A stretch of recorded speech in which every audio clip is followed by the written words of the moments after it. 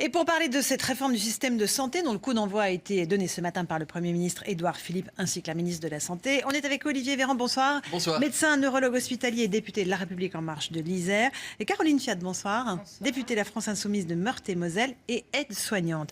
Cette grande réforme du système de santé, on sait qu'il craque, on sait qu'il y a beaucoup de malaise du côté des soignants, vous nous en parlerez dans un instant, Madame Fiat.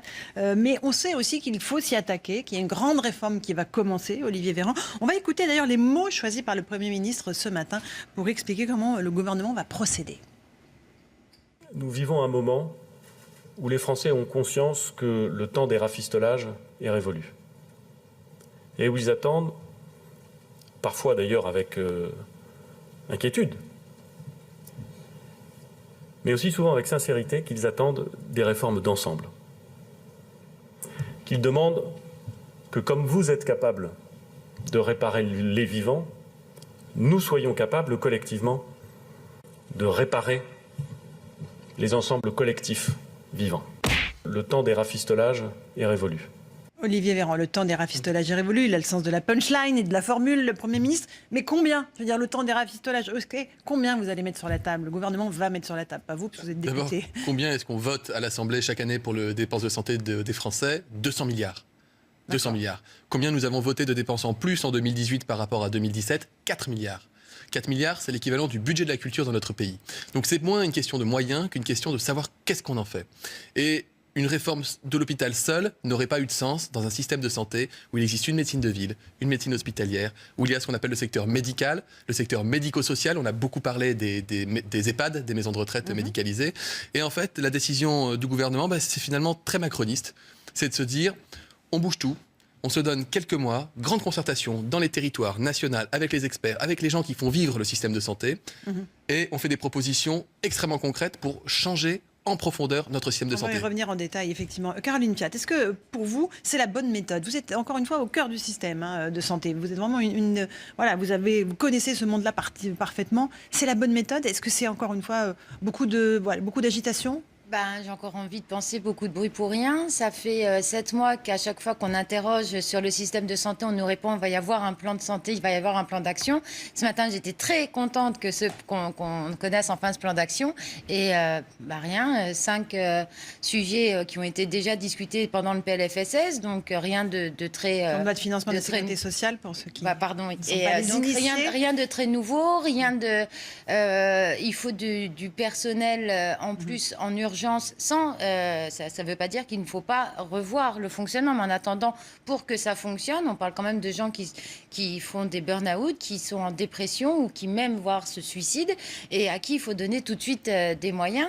Et là, rien. Vous savez, alors rien, vraiment rien, il y a deux façons de faire de la politique. Il y a la façon qui consiste à arriver avec plein de certitudes en disant nous savons, nous, pouvoir public, ce qui est bon pour vous, soignants. Et il y a une méthode qui consiste à dire nous vous avons entendu votre malaise, nous sommes conscients de votre malaise et nous voulons vous associer aux prises de décision. On ne se donne pas 1 an, on ne se donne pas 6 mois, on se donne 3 mois de concertation extrêmement active. Ça veut dire que vous et moi, comme parlementaires, même si on n'est pas du même bord, on va être très mobilisés dans les prochaines semaines. On va être sollicités dans tous nos territoires pour avoir des propositions concrètes pour changer les lignes. C'est une méthode qui a fait ses preuves dans d'autres domaines que dans le domaine de la santé. Et encore une fois, on aurait pu se contenter de dire on fait une réforme de l'hôpital, mais ça n'a pas de sens. Ça n'a pas de sens de toucher qu'à l'hôpital. Il faut toucher à la formation. Vous avez parlé du numerus clausus. Moi, j'ai proposé sa suppression. On va faire des choses il y a quand même des pistes concrètes. Regardez sur la qualité des soins. Moi aussi, j'ai été aide-soignant au début de mes années de santé. J'ai été pendant 3 ans même aide-soignant de nuit en EHPAD. C'est un métier fabuleux, extrêmement fort, extrêmement dur. Voilà. Mais si vous voulez, on va enfin évaluer la qualité des soins en tenant compte de l'avis des soignants. C'est-à-dire qu'on va demander demain aux soignants de dire est-ce que vous êtes confiants dans votre capacité à apporter des soins de qualité aux malades. Et on va aller encore au-delà, on va faire encore un truc nouveau, c'est qu'on va demander aux patients eux-mêmes d'évaluer la qualité des soins qu'ils ont reçus. On va leur dire, est-ce qu'on vous a bien pris en charge ? Est-ce que l'hôpital dans lequel vous avez été admis avait les moyens de bien vous soigner ? Et à partir de ces indicateurs, on va pouvoir développer une évaluation de la qualité des soins. Ça manque dans notre pays. Moi, j'en ai marre d'être appelé, pas que j'en ai marre, mais je trouve pas ça normal que des gens qui me connaissent puissent me demander qui doit opérer leur grand-mère, qui s'est cassé le col du fémur, etc., qui ne doit pas l'opérer. On a besoin d'avoir de la transparence d'information. Ça aussi, ça fait partie du plan. Alors, on va voir que le dialogue n'est pas toujours facile pour le Premier ministre. Ce matin, il a eu une petite passe d'armes avec un syndicaliste. Écoutez. Je vous laisse pas parler parce que vous avez déjà pris la parole suffisamment au niveau médiatique. Donc on peut. Non. C'est pas question de parler. Si vous aviez Madame Touraine, quand elle est venue la première fois ici, elle nous a reçus au sein de l'hôpital. C'était super. Oui, c'était super parce qu'on a pu discuter en direct. Votre gouvernement a annoncé 120 000 suppressions d'emplois. C'est une réalité. Et donc au bout d'un moment, dans les hôpitaux publics, on n'y échappe pas. Et donc nous, vous parlez du numérique de l'hôpital. La seule garantie de l'immunisation de l'hôpital, c'est le personnel. Est-ce que vous demandez aussi, Caroline Fiat, qu'on sanctuarise évidemment le personnel hospitalier et soignant dans cette grande suppression du nombre de fonctionnaires que veut enclencher le gouvernement ? Madame Buzyn s'y est engagée cet après-midi dans l'hémicycle en disant qu'il n'y aurait pas de suppression de poste. Et vous pouvez compter sur moi, si jamais il y a une suppression de poste, de redire à Madame Buzyn qu'elle s'est engagée cet après-midi à ce qu'il n'y en ait pas. Et là, ce serait vraiment une grosse erreur politique de retirer un poste à la fonction publique hospitalière, comme c'est une grosse erreur d'en supprimer 120 000 autres ailleurs. Mais là, on parle de la santé. Mais pour revenir à ce qu'on disait sur ce dialogue social où, quand même, Madame Buzyn, à cette heure-ci, n'a toujours pas rencontré la CGT. Qui pourtant est demandeur. Le dialogue social va être compliqué. Moi, ils ont refusé de venir quand j'avais fait des auditions. Donc, Et pour vous dire aussi que ce que vous demandez, ça existe déjà. Les personnels soignants, chaque année, rencontrent leur cadre de santé ou leur direction pour faire le bilan de l'année sur leurs demandes, sur leurs besoins, sur ce qu'ils ont envie. Et les patients ont déjà une fiche qualitative à remplir à la sortie des Donc rien de nouveau dans ce que propose le ça n'a rien à gouvernement. voir. Ah bah si. Non, Bah, je vous si, assure que c'est ce non. que vous- Non, parce que je connais bien ces fiches. Je les reçois, j'en remplis aussi. Je vous assure que ça n'a rien à voir. Et on va avoir des indicateurs extrêmement fins. On va avoir des indicateurs à l'échelle des établissements. Ce sera quelque chose qui sera beaucoup plus général que ce qui existe aujourd'hui. Enfin, vous avez un discours d'un Premier ministre, d'une ministre de la Santé qui disent demain, on va prendre soin de celles et ceux qui prennent soin de nous au quotidien quand on en a besoin. Je pense qu'il faut le reconnaître. Après, je vous comprends, on a besoin d'avoir des preuves d'amour, des faits, et ça va arriver assez vite. Mais dans les pistes qui se sont dégagées déjà ce matin, qui ont été annoncées, en matière de formation, en matière de recherche, en matière de médecine de ville, de médecine hospitalière, de partenariats internationaux, l'hôpital, on en parle comme... je veux dire, l'hôpital, c'est comme là qu'on a développé le cœur artificiel, c'est le lieu de la recherche, de la formation, c'est un creuset d'emplois formidable dans les territoires dans lesquels il est installé. Cet hôpital, ça fait pas 2 ans ou 3 ans qu'il est en difficulté. Ça fait 10 à 15 ans qu'il y a un décalage entre les besoins théoriques et l'argent qu'on lui donne. Il faut s'occuper du financement de l'hôpital public. Et là, vous êtes bien d'accord. Il va falloir, Bien sûr. encore une fois, plafonner à 50% la tarification à l'activité des hôpitaux. Ça veut dire... C'était dans le programme. C'est le programme. Encore une fois, Emmanuel Macron en a déjà parlé pendant la campagne. Oui. Alors pourquoi reprendre encore 6 mois de concertation? C'est ça qu'on comprend C'est pas. pas 6 mois de concertation, c'est 3 mois, ok. des objectifs extrêmement précis qui sont fixés et c'est sur les modalités de mise en œuvre. Sur les modalités de mise en œuvre. Parce que toutes les réalités ne sont pas les mêmes. La réalité du CHU de Grenoble, dont je suis le député, n'est pas celle d'un petit hôpital éloigné, excentré de la région Bourgogne-Franche-Comté. La réalité de la médecine de ville au centre-ville d'une ville de CHU comme Grenoble, pardon de reprendre l'exemple, n'est pas la même que la médecine de ville d'un territoire sous-doté comme la Bourgogne-Franche-Comté. On a toujours considéré qu'il fallait fonctionner de façon uniforme en partant de l'État et en se déclinant dans les territoires. Et moi, ça fait 10 ans que je fais de la politique de santé et que j'entends les acteurs, qu'ils soient syndiqués ou non d'ailleurs, nous dire « donnez-nous des marges de manœuvre, donnez-nous de l'autonomie pour être capable de produire des soins différemment ». Eh bien, la réponse qui leur est apportée, c'est « ok, on y va ». On y va, on vous fait confiance et on vous accompagne. Est-ce que ça va faire changer les choses, Julien Desval? Je vous avais regardé évidemment sur les réseaux sociaux et notamment le hashtag Balance ton hosto. Il y a eu beaucoup de photos du personnel soignant de nombreux hôpitaux qui s'est manifesté. Qu'est-ce que vous avez retrouvé? Oui, un hashtag qui a été lancé il y a quelques semaines et ça continue. Les témoignages continuent d'affluer, qu'ils soient infirmiers ou patients d'ailleurs. Ils témoignent de l'état de délabrement de certains établissements publics. Vous allez le voir avec cette image qui a été prise dans le centre hospitalier de Lyon-Sud. Dans cette pièce, le thermostat de la climatisation est au plafond. Un autre exemple avec des traces de moisissure et de la peinture qui s'écaille. Nous sommes ici à l'hôpital Nord, à Marseille, dans le service des grossesses à risque élevé. Voilà, effectivement. Ça, c'est la réalité de ce que vivent les soignants. Madame Fiat, Caroline Fiat. Oui, c'est une réalité. Là, pour le coup, c'est pas La République En Marche qui en est responsable. Ça fait 3 décennies qu'on supprime les moyens des hôpitaux pour faire des économies. Et donc, à un moment donné, il faut se dire, à force d'avoir supprimé les moyens, là, le chèque va être énorme. D'accord, mais vous n'êtes pas d'accord pour réformer? Il ne faut pas que ça marche mieux? Mais moi, je suis la première personne à bien vouloir réformer. Mais quand j'entends le Premier ministre nous annoncer cet après-midi qu'on est tous d'accord sur tous les bancs pour annoncer que la T2A, c'était la pire des idées, T2A, c'est la tarification. Et quand derrière, j'entends, du coup, nous, on va la maintenir, mais qu'à 50%, j'applaudis plus. On se dit mais que... ça veut dire quoi concrètement? Parce que ça, c'est un peu compliqué ce que vous dites là. C'est la tarification à l'acte. Et c'est celui qui travaille bien et qui dépense pas trop d'argent avec un patient va être plus méritant que son voisin qui passera plus de temps avec le patient. Et on oublie tout le temps que le patient, l'humain, c'est pas du chiffre, c'est de l'humain. Et la prime au mérite, moi je sens que ça va être quelque chose... Le personnel soignant, et vous êtes médecin et je suis aide-soignante, on peut dire qu'on est une profession où on se donne à fond tout le temps. Qu'est-ce que ça va être, ce mérite? Qui va être plus méritant que l'autre? Alors, votre réponse, je voudrais répondre en 2 mots, pardon. Sur la marche. tarification à l'activité, qui est le modèle de financement des hôpitaux. Je vous la fais très courte. Vous déterminez, quand vous êtes l'État, que la chirurgie d'une appendicectomie, donc d'une appendicite aiguë, ça vaut 100. D'accord? Et à la fin de l'année, vous vous dites, l'enveloppe explose parce qu'on est de plus en plus nombreux, qu'on est de plus en plus âgés, qu'on a de plus en plus de malades. Et finalement, on ne peut pas donner 100, on va donner 98. Bon, la première année, vous dites, tirez la langue, mais ça va.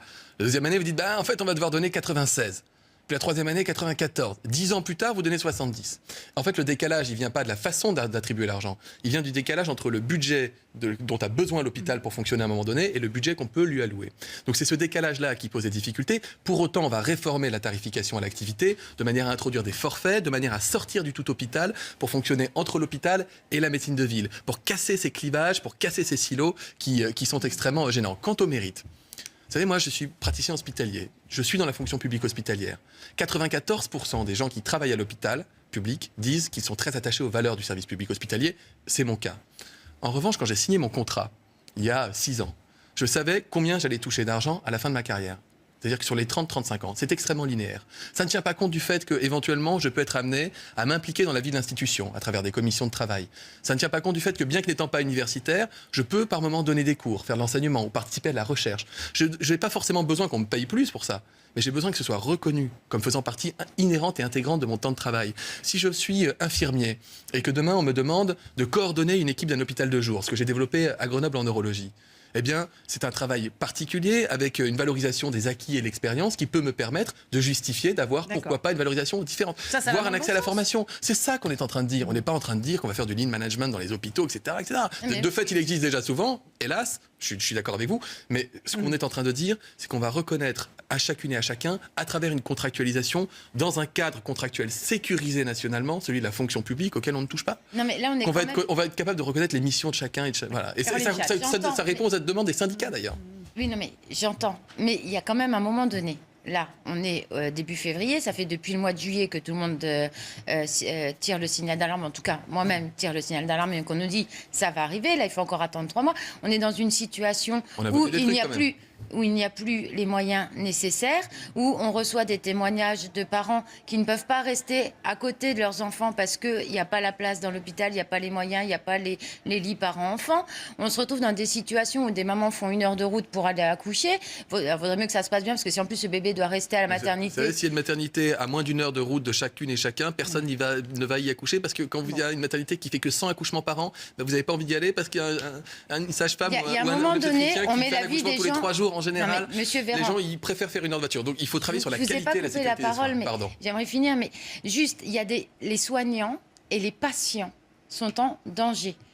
Il est anormal en France, en 2018, qu'une personne hospitalisée appuie sur la sonnette et soit obligée d'attendre 10 minutes, un quart d'heure, 20 minutes, et de se retrouver avec des difficultés derrière qui coûtent très cher, parce qu'une hospitalisation qui aurait dû durer 2-3 jours peut se mettre à durer des mois parce qu'il y a eu une alerte pour laquelle il n'a pas été répondu. Et il faut être honnête en se disant qu'on manque de moyens et de personnel soignant dans nos établissements. Okay. C'est la seule chose que les soignants demandent, c'est du personnel, être assez nombreux. Un dernier mot d'Olivier Véran. Je crois beaucoup, par exemple, au développement de la médecine ambulatoire, ce qui a été dit ce matin. C'est-à-dire qu'on a gardé le réflexe du tout hôpital. si vous allez à l'hôpital, il faut forcément y passer la nuit. Alors que quand vous y passez la nuit, vous ne pouvez pas rester avec votre conjoint, vos conjoints ou vos enfants. Vous avez la barquette hospitalière, on mange pour 5,40 € par jour à l'hôpital. Ça aussi, c'est un scandale. 5,40 € par jour. Et vous êtes réveillé le matin à 6 h pour avoir le thermomètre, etc. Nous, ce qu'on propose aussi, c'est de développer la médecine ambulatoire. On garde les mêmes soins, la même qualité, la même sécurité, la même technicité des soins, mais on réduit la durée d'hospitalisation, à l'instar de ce qui se fait dans plein de pays autour de nous. On diminue le risque d'avoir des infections, ce qu'on appelle les infections nosocomiales, les petites bêtes que vous attrapez parfois à l'hôpital. Tout ça, ça ne doit pas faire peur. Mais vous savez, en vous entendant, je me dis qu'effectivement, on a un devoir d'explication, de pédagogie. C'est pas parce qu'on propose une réforme de l'hôpital que forcément on est sur le reculoir. Et de fait, les chiffres sont têtus. Le budget, il augmente de 2,3% cette année. Venez pas sur les GHT, au contraire. Bon, c'est très technique tout ça. Désolé, mais j'ai acheté vraiment, on va rentrer dans des débats très techniques. Un dernier mot, docteur Véran, sur l'épidémie de rougeole. Oui. Actuellement, en Aquitaine, une jeune femme est morte à Poitiers, victime de cette épidémie de rougeole. Oui. C'est évidemment la résurgence d'une maladie qu'on pensait complètement jugulée. Du Sud depuis bien des années. Pour laquelle on n'a pas de traitement, un vaccin. C'est pour ça, encore une fois, qu'Agnès Buzyn veut rendre obligatoire ces 11 vaccins. C'est pour ça qu'elle c'est pas fait plus qu'elle veut, c'est que nous avons voté, le Parlement, dans son écrasante majorité, a voté l'extension vaccinale, parce que ce sont des maladies qui auraient dû disparaître de France, et qu'on a 500 cas cette année dans notre pays. Comment vous l'expliquez ? Et des cas dramatiques, et on a tendance à l'oublier. Les parents ne se sont pas fait vacciner, les enfants ne sont pas vaccinés ? Les enfants ne sont pas vaccinés, certains parents n'ont pas été vaccinés eux-mêmes, et quand la couverture vaccinale, c'est-à-dire quand le taux de population couvert par la vaccination diminue, eh bien, il y a résurgence d'un risque. Donc, nous avons voté une loi qui oblige, mais nous avons aussi un devoir d'accompagner cette décision, de l'expliquer, de la faire comprendre. Il y a un profond besoin de retrouver de la confiance dans notre pays, en l'autorité scientifique. Là, c'est pas le député qui parle. D'ailleurs, je suis pas compétent d'un point de vue scientifique non plus, mais vous avez la totalité des instances scientifiques de notre pays. Vous avez l'Organisation mondiale de la santé, vous avez toutes les instances internationales qui nous demandaient d'étendre la couverture vaccinale pour éviter que des catastrophes comme celle de Poitiers ne surviennent dans notre pays. Il y avait urgence à agir. Donc, je salue encore une fois la décision courageuse d'Agnès Buzyn, que nous avons été extrêmement nombreux à accompagner au Parlement. Merci à tous les deux d'avoir participé à ce débat autour de la santé et de l'hôpital. Merci Caroline Fiat et Dr Olivier Véran. Dans un instant, on va parler de l'âge de consentement minimum sexuel pour les enfants. Faut-il le fixer à 15 ans, 14 ans, 13 ans ? Le débat est lancé. On en parle dans un instant dans Punchline. À tout de suite.